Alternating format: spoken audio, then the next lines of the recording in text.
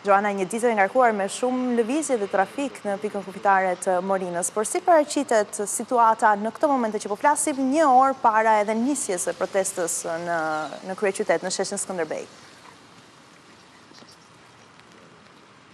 E drejt jeta në fakt që prej orëve të para të mëngjesit, pika kufitare e Morinës është përballur me një fluks të shtuar, krahasuar me ditët e tjera, dhe kjo jo pa arsye për shkak të protestës së thirrur në kryeqytetin shqiptar, pikërisht në sheshin Skënderbej, sa i takon edhe lirimit të ish-krerëve të ushtrisë çlirimtare të Kosovës. Duhet thënë në fakt që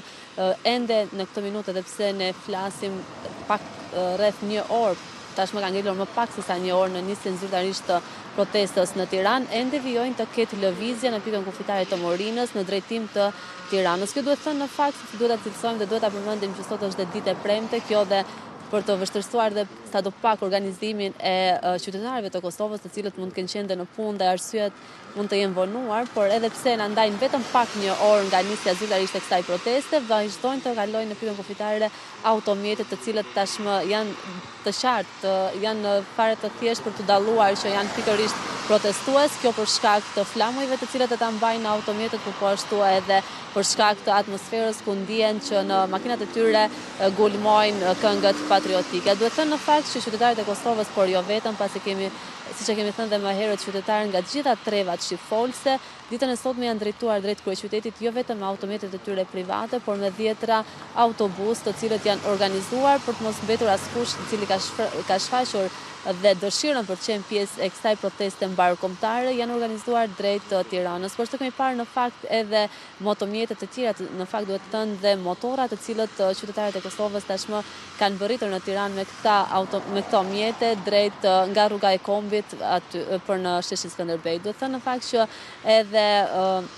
kalimi në pikën në Traum pikërisht falas pra një vendimi marrë një ditë më herët nga qeveria shqiptare ka sjell pafund lehtësi, të paktën këtë e themi dhe me bindje, për shkak edhe të komunikimeve që kemi pasur me qytetarët, të cilët janë shprehur që nuk kanë pasur as pengesa apo të presin në radhë për të bërë pagesën, por duke kaluar lirisht dhe duke mos hasur asnjë pengesë pavarësisht numrit të lartë të automjeteve në pikën kufitare të Morinës, po ashtu edhe tek pjesa e Traut. Pra kjo ka qenë pak a shumë sa i takon dhe përmbledhjes së ditës së sotme. Unë dua ta them edhe një herë që atmosfera në rrugën e Kombit ishte tamam, siç duhet thënë fiks siç përmban edhe emri në rruga e Kombit, pasi bashkon dy kombe, pra qoftë Kosovën dhe Shqipërinë, duke i sjellë në një ditë të përbashkët dhe kaq madhështore siç është dhe protesta e zhvilluar në sheshin Skënderbej. Ajo çfarë vihej re në rrugën e Kombit ishin simbolet, qoftë